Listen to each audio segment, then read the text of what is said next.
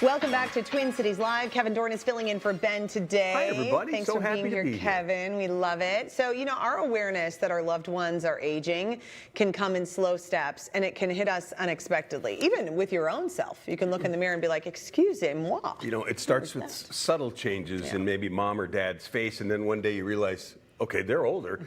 Or maybe an older sibling struggles with technology and they keep asking you for help over and over, and then you come to understand they're not capable of learning new things. But the fact is, life changes are inevitable. But there are some things that can help you navigate these changes with that we all are going to experience with our loved ones. Psychologist and clinic director with Nystrom Associates, Dr. Karin Ryan, is joining us today. Dr. Ryan, it's so good to see you. Good afternoon. Thanks for being here. My pleasure. I love that we're going to start with just allowing yourself to feel the feelings, because I think there is a grief that people can feel when they realize, particularly their parents are aging and sort of getting towards a different stage in life, but you're like, oh, but they're still here, so I shouldn't feel that grief, and we sort of shove it down. Why is allowing yourself to feel the feelings so important? Yeah, you highlighted it so well. If we try to shove it down, then those feelings tend to kind of have a negative impact on us. And so being able to allow ourselves to feel grief, and then really challenging if we feel guilt. So what I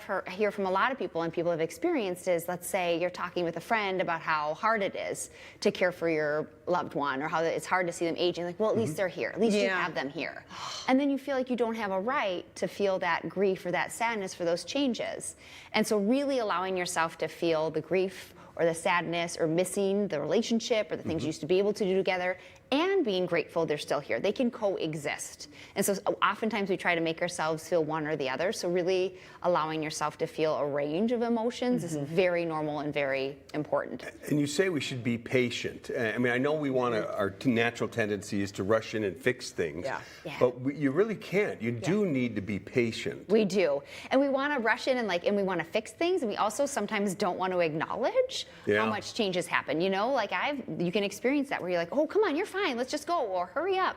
And so really that importance of taking a deep breath and slowing down and being patient, being thoughtful about your tone and the kind of language you're using, right? And if you're somebody who is slowing down, you're finding yourself having trouble keeping up, being patient with yourself and saying, hey, can we rest for a minute and then get going again? And so it's almost like those reminders. You're really describing some Minnesota shortcomings that we have here, which is shoving things down and then just saying, you're fine. You're fine.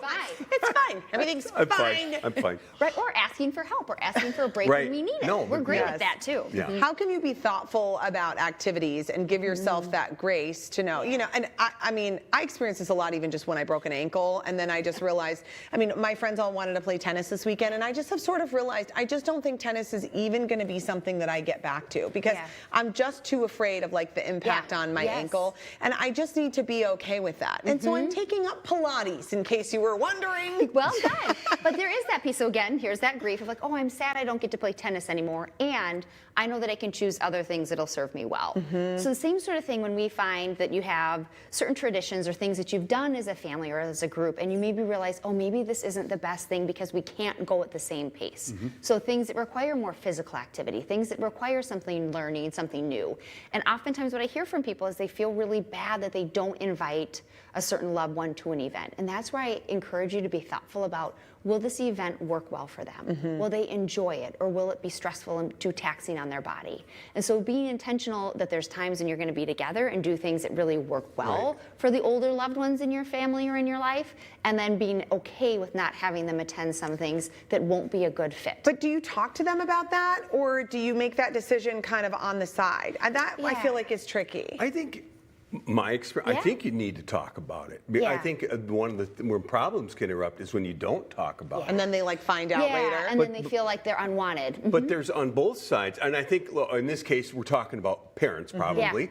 I think boundaries need to be set, and but how do you do that, and how do you establish, like as a child, how do I know and establish my caregiving responsibility? Yeah, so I think the first thing is like, how do you talk about that? Would be explain why. I really want you to be there, but this field is like 500 yards down a really big hill and it's unsteady grass. I just think you're going to be uncomfortable. Can you come to the next game? Or when we can ride together. So I think, like you're saying, honesty is a really good thing, and explaining you want them there and then why. And that is setting boundaries, right, with love. So it's explaining why. And oftentimes, if we find ourselves kind of slowly evolving into that caregiver role, we kind of tease at that at the beginning. Sometimes things happen really quickly. There's a fall, there's an injury, and we find ourselves caregiving. Other times it's kind of a slow build where we do a little more, a little more, a little more around the house. And so their house, right? So I think it's thinking about what are my boundaries? How often can I go over there?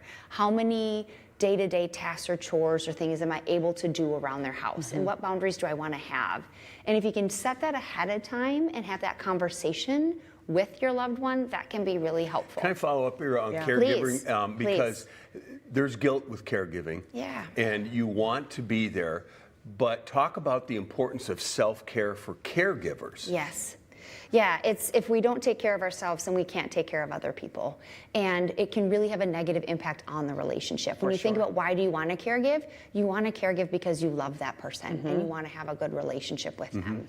And if we don't take care of ourselves and we negate some of our own self-care needs, it's going to negatively impact that relationship. And so that's what it's like. It's the most loving thing I can do for them in the relationship is make sure I'm taking care of myself so that I can caregive in those areas that feel like a fit for me. So you want to talk about people's plans as they get older before they're older. I mean, you know, how early are we talking about this? Like, I am well aware of my dad's plans for when he passes away because he's a Lutheran minister and he likes to talk about it all the time. When I'm dead, here's what's going to happen. This is what he does. Right. But I don't know. But he's the exception to the norm, most I know, likely. not Yes, everybody. Like, yes. as I tell these stories about when my dad said he was going to retire and build his own casket, I realize that maybe that isn't super common in families. So, but do you want to talk about that stuff early? Is Tom Reese on the right track? I think he is. And it can be kind of lighthearted. It can be as we go conversations, and then they can be really serious conversations. Sit down. So if somebody makes a joke, well, I'm just going to move in with you. Like, you can kind of, instead of just letting that go, be like, you know, do you really think that would work? Like, we would not live well together, right? Like, you wouldn't actually want to live with me. Like, I think, right, you would rather be in an apartment, we'd do that, right? And so that can be your in of that kind of conversation. Or as they're having trouble kind of keeping up with the house, or you're noticing some of those things, that would be a conversation. Okay, I'm going to flip the script on you here. And we've got about a minute left, I believe. Is what if you're an older person and your kids are trying to have this talk with you and you're not open to it? Oh, boy. Yeah.